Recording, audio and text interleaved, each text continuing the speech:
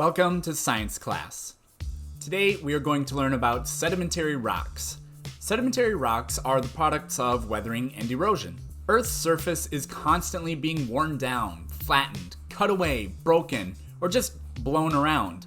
A lot of this material ends up in the ocean, a lot of it ends up as soil, and a lot of it ends up as desert sand. But much of it is transformed into new solid rocks.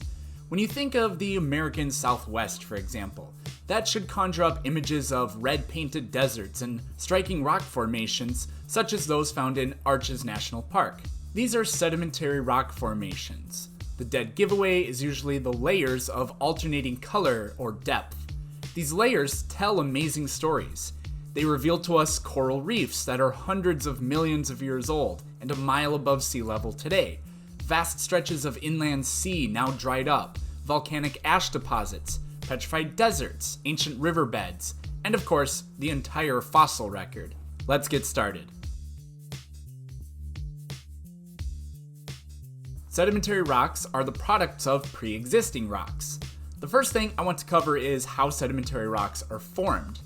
Every stone, every canyon, every mountain, great or small, is slowly but surely chiseled away to sand and dust, and we call that material sediment. The process of breaking down rock into sediment is known as weathering. Wind, water, ice, gravity, even living organisms are the forces behind weathering. Wind carries sediment around, which slowly grinds away at rock surfaces, creating even more sediment. Gravity pulls pieces of rock away, ice expands and breaks rock into pieces. Flowing water can lift and move rocks, but what water really does is it dissolves rocks. Water is ever so slightly acidic, and so it dissolves certain minerals away, again, very slowly. Water gets its acidity by absorbing carbon dioxide and some sulfur compounds in our atmosphere. The natural processes of weathering and erosion are constant, and so sedimentary rocks are the most widely distributed rocks on Earth's surface. 75% of the surface is sedimentary rocks. In the last video, I said granite is the most common rock on the planet. That's still true. Keep in mind that Earth's lithosphere is on average 40 kilometers thick, but it can be as much as 140 kilometers thick. So by volume, igneous rocks are the most common, but on the surface, sedimentary rocks, which only form close to the surface, are the most common. So, step one in creating sedimentary rocks is to weather or break pre-existing rocks down. Erosion is the next step. Erosion is just the movement of sediments, and once again, wind, water, ice, and gravity are responsible for this process. Eventually, these sediments are deposited and they begin to pile up, along with huge amounts of pressure. Take a look at these sand dunes in Namibia. Some of them are absolutely gigantic. So why don't these sand dunes form sandstone like this ornament I have here? In reality, sandstone is being formed, but very slowly because we are missing a critical component here in the desert, which is water. Earlier, I mentioned how water is a tiny bit acidic and it dissolves minerals. Hopefully you remember that precipitation is one of the ways minerals also grow. The minerals that are dissolved in water can start to recrystallize under the right conditions. As layers of sediment pile up and are compacted, the water is squeezed out, but the minerals stay behind. With the water gone, the minerals begin to crystallize on the surfaces of microscopic sediments that are all around. Eventually, these minerals grow into one another and the loose sediments are bonded together.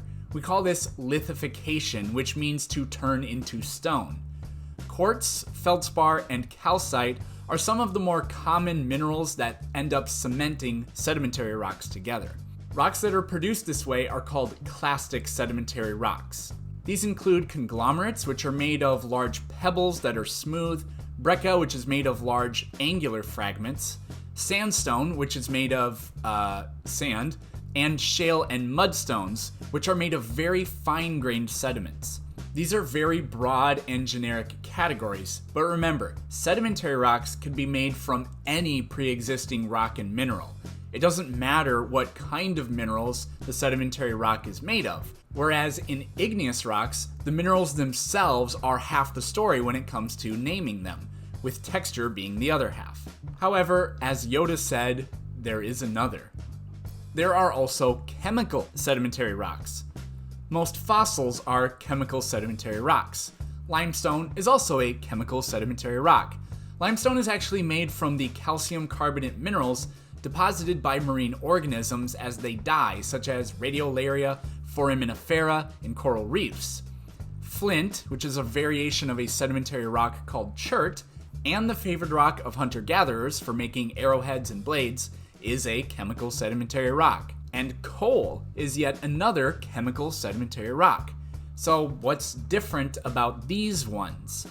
What makes chemical sedimentary rocks different is that they form as the minerals precipitate in the presence of water, rather than as water is removed, like clastic sedimentary rocks. There is no bonding together of sediments. Instead, the entire body of the rock is formed from minerals present and dissolved in water.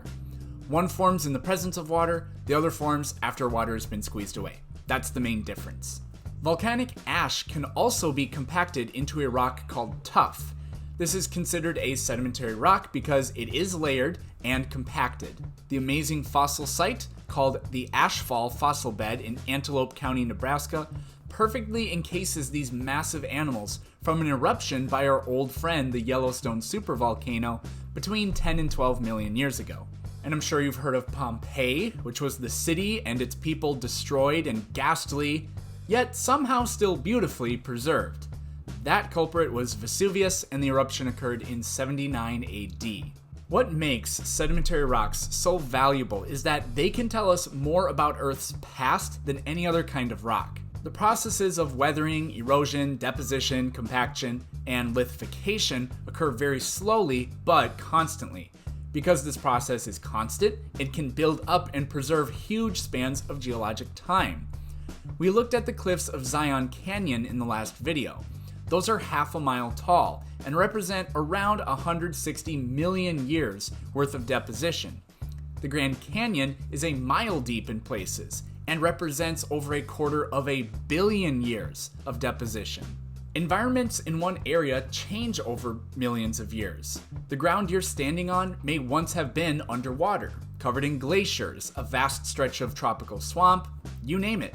Sedimentary rocks can tell us what those past environments were, and here's how. An area that is underwater, for example, will have different physical and chemical processes going on compared to a desert or a grassland or a forest. Completely different types of minerals form in these different environments because the chemistry when you are underwater is very different from the chemistry when you are on dry land. Those differences can be seen in these sedimentary rock layers, which we call strata. Looking at this picture, you can see that this particular area in the distant past went through all kinds of periods of unrest. There are yellows and reds and tans and whites and even greenish layers deposited all throughout. In many places around the world, you can see how that particular area has undergone massive changes over time. And the fossils within these layers can also tell us about Earth's past. Check out this fossil of an extinct turtle called Archelon. This fossil was found in my home state of South Dakota. That doesn't seem right because Archelon was a sea turtle. All kinds of aquatic animal fossils have been found in South Dakota. That's because in the time of the dinosaurs, South Dakota was part of what was called the Western Interior Seaway. In the Badlands of South Dakota, we find different kinds of fossils. The fossil animals you find in these layers include crocodiles, horses, entelodonts, brontotheres, and camels. These rock layers span from 29 to 37 million years ago, after the Western Interior Seaway disappeared, as the Rocky Mountains formed and the whole continent was lifted above sea level. Not too far away in Hot Springs, South Dakota, where I was born, is the famous Mammoth Site, a geologically preserved sinkhole where 61 mammoth skeletons have been found alongside bears, oxen, camels, llamas, wolves, coyotes, and more. These stories really only scratch the surface, but we're going to end the video here. Next time, we're going to learn about metamorphic rocks. Thanks for watching.